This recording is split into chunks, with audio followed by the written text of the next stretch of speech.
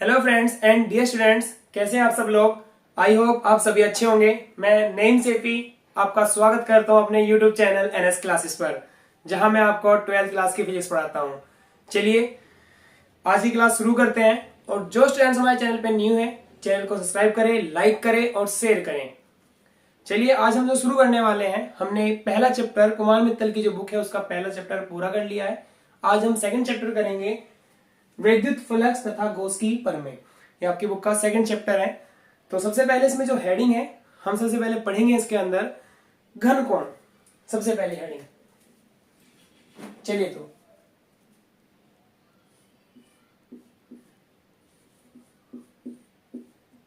घन कोण।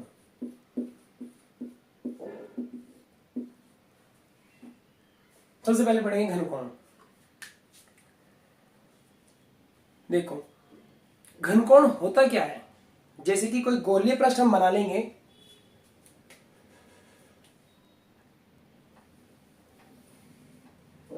ये गोलीय पृष्ठ है एक, ये इसका क्या है केंद्र, ये क्या है इसकी त्रिज्या, ये भी क्या होगी इसकी त्रिज्या। और हमने 10th क्लास में पढ़ा था त्रिज्या खंड। तो एक त्रिज्या खंड बन गया, ये लघु त्रिज्या खंड, ये दीर्घ त्रिज्या खंड। तो इनके बीच एक कोण बना, छोटा कोण, जिसको हम कहते हैं डी ओमेगा। और इसका एरिया देखा जाए अगर, तो ये हो जाएगा डी ए वेक्टर। ठीक है, तो क्या होता है, देखो घन कोण का डायग्राम कुछ इस तरह का बनता होता है। और ये वाला हमारा जो पृष्ठ होता है, ये काल्पनिक पृष्ठ होता है एक तरह का।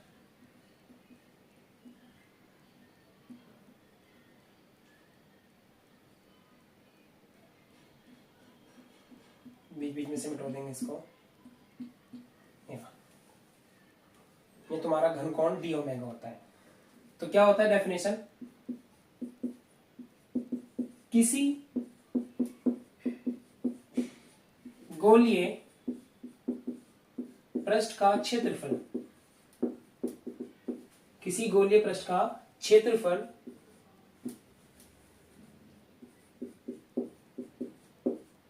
गोले के, किसी गोलीय पृष्ठ का क्षेत्रफल गोले के,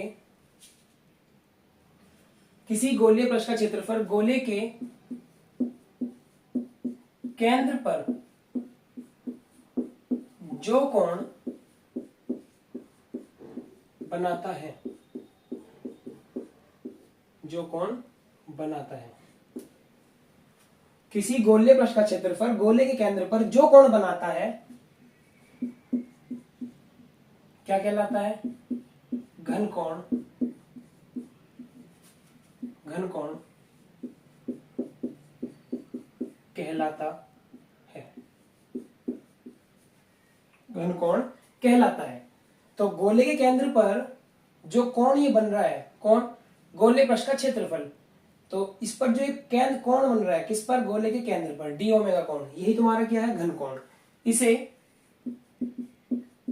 डी ओमेगा, डब्ल्यू को थोड़ा अंदर मोड़ दोगे तो क्या बन जाएगा, ये डी ओमेगा से प्रदर्शित करते हैं। डी ओमेगा से क्या करते हैं, प्रदर्शित करते हैं। तो फॉर्मूला होता है इसका, घनकोण बराबर, घनकोण बराबर, अब किसने बनाया, गोलीय पृष्ठ के क्षेत्रफल ने बनाया। कहां पर बनाया, केंद्र पर। और कैसे बना, त्रिज्या से वो। तो क्षेत्रफल बटे होता है, त्रिज्या कितनी है, 2, तो 2 त्रिज्या बनेगी तो त्रिज्या का स्क्वायर, त्रिज्या का स्क्वायर। तो घन कोण किसे दिखाते हैं, डी ओमेगा से। और क्षेत्रफल किसका, गोलीय पृष्ठ का क्षेत्रफल। तो गोलीय पृष्ठ, गोले का क्षेत्रफल क्या होता है, गोले का क्षेत्रफल 4 pi R square, 4 pi R square. और त्रिज्या, त्रिज्या क्या है हमारे यहाँ पे, आर, तो आर का स्क्वायर। आर स्क्वायर से आर स्क्वायर कट गई तो घन कोण का मान कितना आ गया, 4 पाई। और हमेशा जो एंगल आता है घन कोण का, वो स्टेरेडियन मात्रक है इसका, तो स्टेरेडियन।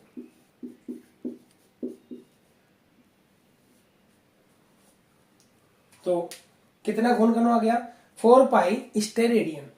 तो घन कोण किसे कहते हैं? किसी गोले पृष्ठ का क्षेत्रफल गोले के केंद्र पर जो कोण बनाता है केंद्र पर, वही कोण घन कोण कहलाता है। इसी कोण को क्या कहते हैं? घन कोण। इसे डी ओमेगा से प्रदर्शित करते हैं। घन कोण बराबर क्षेत्रफल बटे त्रिज्या स्क्वायर। डी ओमेगा दिखा दिया इसको। क्षेत्रफल किसका? गोले का 4 पाई आर स्क्वायर और त्रिज्या का स्क्वायर यानी आर का स्क्वायर। तो आर स्क्वायर से आर स्क्वायर कट गया तो क्या बचा? 4 पाई। और ओमेगा जो मान आता है घन कोण का मान स्टेरेडियन में आता है। ग्रेडियन होता है, स्टेरेडियन होता है। ये हमारा पूरक मात्रक होता है स्टेरेडियन। चलिए उतार लीजिए आप इसको।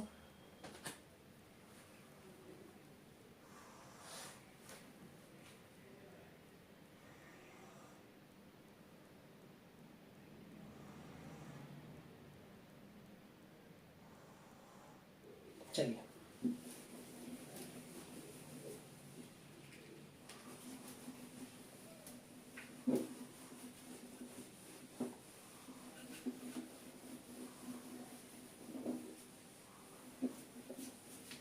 सेकंड हेडिंग है विद्युत फ्लक्स।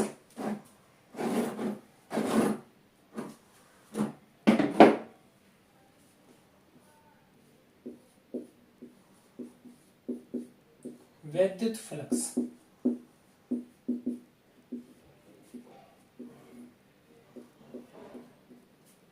क्या होता है? विद्युत फ्लक्स देखते हैं इसको भी।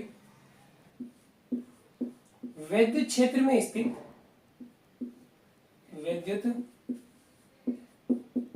क्षेत्र में स्थित किसी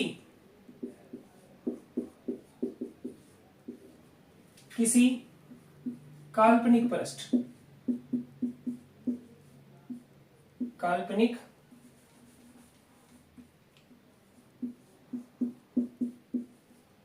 किसी काल्पनिक पृष्ठ पर विद्युत फ्लक्स विद्युत क्षेत्र में स्थित किसी काल्पनिक पृष्ठ पर विद्युत फ्लक्स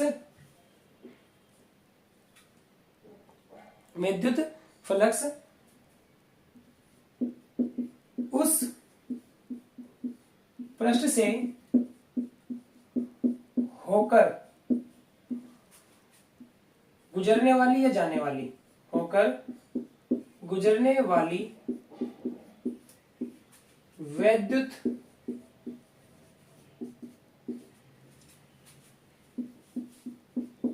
बल रेखाओं की संख्या को कहते हैं। विद्युत क्षेत्र में स्थित किसी काल्पनिक पृष्ठ पर विद्युत फ्लक्स उस पृष्ठ से होकर गुजरने वाली विद्युत बल रेखाओं की संख्या को कहते हैं। यानी जो विद्युत बल रेखाओं की संख्या होती है जो उस काल्पनिक पृष्ठ से गुजरती है, वो संख्या ही क्या कहलाती है? विद्युत फ्लक्स कहलाती है। विद्युत क्षेत्र में स्थित किसी काल्पनिक पृष्ठ पर विद्युत फ्लक्स उस पृष्ठ द्वारा या उस पृष्ठ से होकर गुजरने वाली विद्युत बल रेखाओं की संख्या को या संख्या की माप को यानी इसकी मेजरमेंट को, नंबर को, उसको क्या कहते हैं? विद्युत फ्लक्स कहते हैं। इसे फाई ई से प्रदर्शित करते हैं। किससे प्रदर्शित करते हैं इसको? फाई ई से करते हैं। तो विद्युत फ्लक्स दिखाते हैं फाई ई से। फॉर्मूला क्या बनेगा? फाई ई बराबर विद्युत क्षेत्र में स्थित किसी काल्पनिक पृष्ठ पर विद्युत फ्लक्स उस पृष्ठ से होकर गुजरने वाली विद्युत बल रेखाओं की संख्या को। तो प्रश्न में क्या होता है? क्षेत्रफल, तो डी ए, और ये क्षैतिज में होती है तो क्या लगेगा? Cos theta. तो फाई बी बराबर कोस थीटा। फाई ई बराबर E into D A cos theta. ये तुम्हारा किसका फॉर्मूला है? विद्युत फ्लक्स का। मात्रक क्या होगा इसका? इसका मात्रक बटे कूलम, और एरिया क्या होता है? मीटर स्क्वायर, और एंगल का कोण का कोई मात्रक नहीं होता। रेडियन या अंश होता है, वो हम नहीं लेते यहाँ पे। तो क्या बनेगा? न्यूटन मीटर स्क्वायर बटे कूलाम। न्यूटन मीटर स्क्वायर बटे कूलाम। कैसे? ई का तो हो गया न्यूटन बटे कूलाम और एरिया का हो गया मीटर स्क्वायर। इसका मात्रक ये है।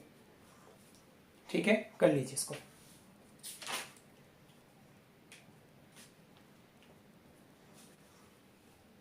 विद्युत फ्लक्स, विद्युत क्षेत्र में स्थित किसी काल्पनिक पृष्ठ पर विद्युत फ्लक्स उस पृष्ठ से होकर गुजरने वाली विद्युत बल रेखाओं की संख्या की माप को कहते हैं, संख्या को कहते हैं।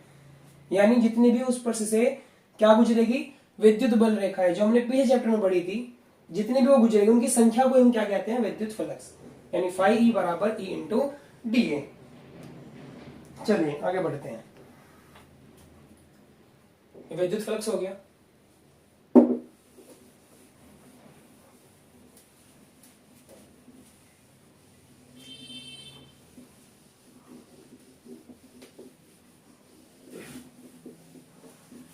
नेक्स्ट, गॉस की प्रमेय।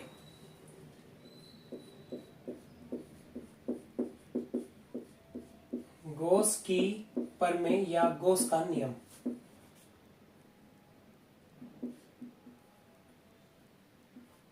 गॉस की प्रमेय, किसी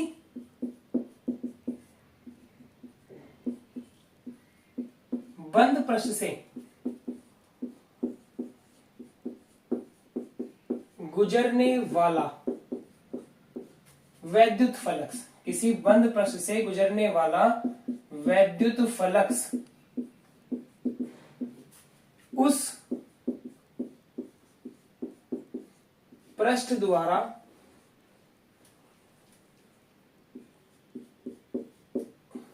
किसी बंद पृष्ठ से गुजरने वाला विद्युत फ्लक्स उस पृष्ठ द्वारा घिरे या परिबद्ध, इनक्लोज जिसको मतलब उसके अंदर बंद हुआ है, घिरे या परिबद्ध, उस पृष्ठ द्वारा घिरे कुल आवेश या परिबद्ध कुल आवेश, कुल आवेश का, कुल आवेश क्यू लिख लो चाहे यहां पर, कुल आवेश क्यू का 1/ε0 गुना या गुणा होता है। डेफिनेशन थी, किसी बंद पृष्ठ से होकर गुजरने वाला विद्युत फ्लक्स उस पृष्ठ द्वारा घिरे कुल आवेश का 1/ε0 गुना होता है। अर्थात इसने यहां पर यह कहा है कि जो विद्युत फ्लक्स होता है वो आवेश का कितने गुना होता है, 1/ε0 गुना होता है। और ये आवेश क्या है, परिबद्ध आवेश, यानी उस बंद पृष्ठ में इतना आवेश घेर रखा है अपने अंदर, इंक्लोज कर रखा है। तो फाई ई बराबर क्यू ए कम क्यू बटे ε0। अब इसका मात्रक कौन बताएगा, बताओ इसका मात्रक क्या होगा। अभी क्या पढ़ा हमने पीछे, फ्लक्स, क्या मात्रक था फ्लक्स का, कहीं पर भी अगर फ्लक्स आएगा तो मात्रक हमेशा क्या होगा, न्यूटन मीटर स्क्वायर बटे कूलाम। फ्लक्स का मात्रक तो यही होगा, न्यूटन मीटर स्क्वायर बटे कूलाम। करो, ये गॉस की प्रमेय है कि किसी बंद पृष्ठ से गुजरने वाला विद्युत फ्लक्स उस पृष्ठ द्वारा घिरे कुल आवेश का 1/ε0 गुना होता है। अर्थात फाई ई बराबर क्यू गुना 1/ε0। गुना करिए, आपके सामने रिजल्ट है। अब इसको प्रूव करते हैं कि ये आता कैसे है, प्रूव करके इसको देखते हैं। चलिए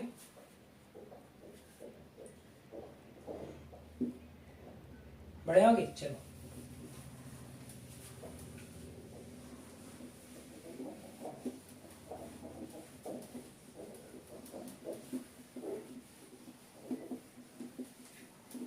देखिए नेक्स्ट, उत्पत्ति।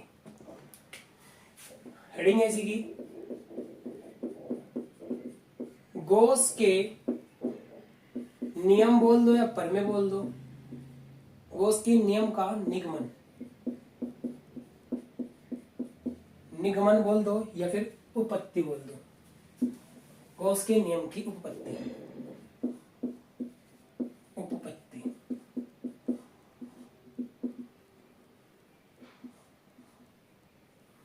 करिए, देखिए सबसे पहले डायग्राम बनाते हैं।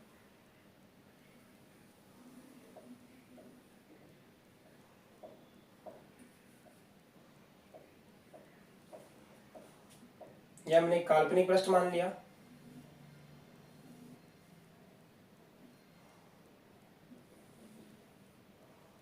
और इससे हमने R दूरी पर एक अन्य बिंदु मान लिया P, जिस पर हमें विद्युत क्षेत्र की तीव्रता ज्ञात करनी है। इसके बीच का कोण हो गया थीटा, क्षेत्रफल हो गया dA वेक्टर, और ये जो कोण होता है मैंने पढ़ा था अभी क्या होता है, डी ओमेगा, ये केंद्र O है, इस पर प्लस क्यू आगे इस रखा हुआ है, और ये पूरी जो एरिया है इसका वो है A, किसी बंद पृष्ठ A। तो बना लीजिए इसको।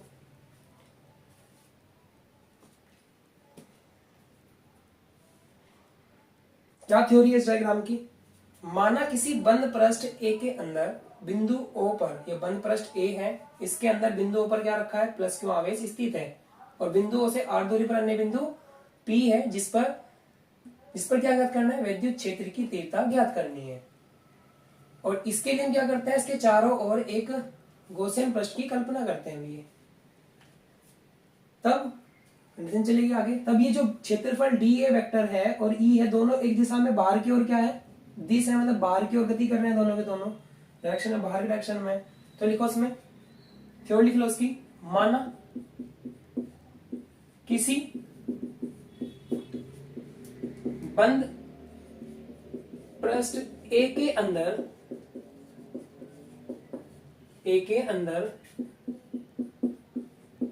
बिंदु O पर प्लस क्यू आवेश स्थित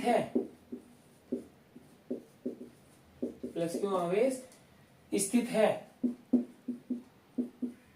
बिंदु O से R दूरी पर एक अन्य बिंदु P है, जिस पर विद्युत क्षेत्र की तीव्रता ज्ञात करनी है।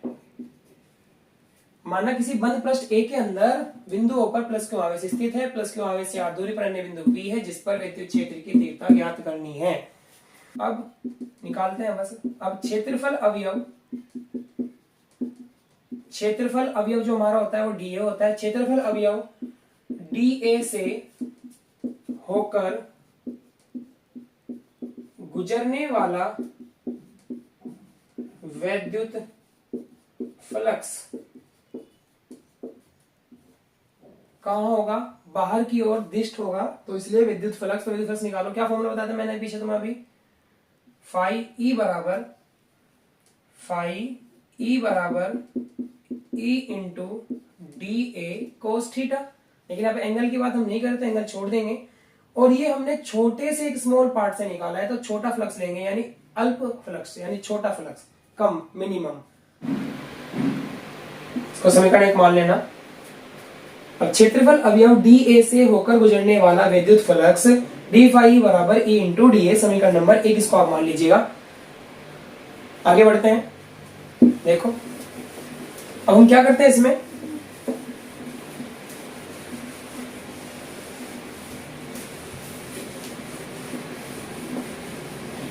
हमने समीकरण क्या मान ली है। हम क्या करते हैं आगे देखो।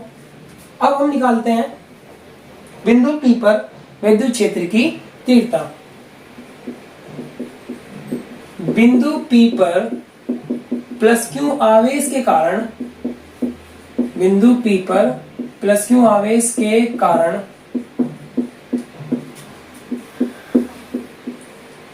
विद्युत क्षेत्र की तीव्रता निकालिए। और कहां पर, बिंदु P पर। तो निकालो क्या होगी, E बराबर 1/4πε0 Q/r², ये हमने पहले ही पढ़ी है। अब ये किसकी वैल्यू है? ई की। इसको समीकरण 1 में रख दो। समीकरण 1 में, जब 1 में रखोगे, यहां रखने पर, 1 में रखने पर रख दो, कितना आएगा? डी फाई ई बराबर कितना? ई की वैल्यू आ जाएगी 1/4πε0 Q/r² इंटू dA। अब हम क्या करते हैं इसके अंदर? डी फाई ई बराबर 1/4πε0, मैं इस Q को अलग लिख लूं और मैं इसको ऐसे लिख लूं dA/r²। अब भी तो वही बात है कि मैंने ds कैपिटल लिया और Q कर दिया अलग, तो अब भी तो वही बात है। और ये हमने बना दिया ऐसे करके अलग बिल्कुल इसको। और अभी हमने पढ़ा था चूंकि d ओमेगा बराबर होता है dA/r², यानी एरिया अपॉन त्रिज्या का स्क्वायर। अभी तो पढ़ा था पीछे वाले घनकोण में, इसके यहां पर रख दो घनकोण, तो यह आ जाएगा डी फाई ई बराबर 1/4πε0 Q इंटू डी ओमेगा। अब दोनों पक्षों का कर दो समाकलन, दोनों पक्षों का ऊपर करते हैं। चलो मिटाओ दो इसको। अब यहां पे करो दोनों पक्षों का समाकलन, दोनों पक्षों का समाकलन करने पर, समाकलन करने पर, दोनों पक्षों का समाकलन करें इसका, तो डी फाई का समाकलन इधर हो जाएगा डी फाई ई, इसका 1/4πε0 बाहर ले लेंगे, क्यू भी बाहर ले लेंगे, समाकलन किसका? डी ओमेगा का। और मैंने अभी आपको डी ओमेगा का वैल्यू बताया था, कितना आया था? 4π।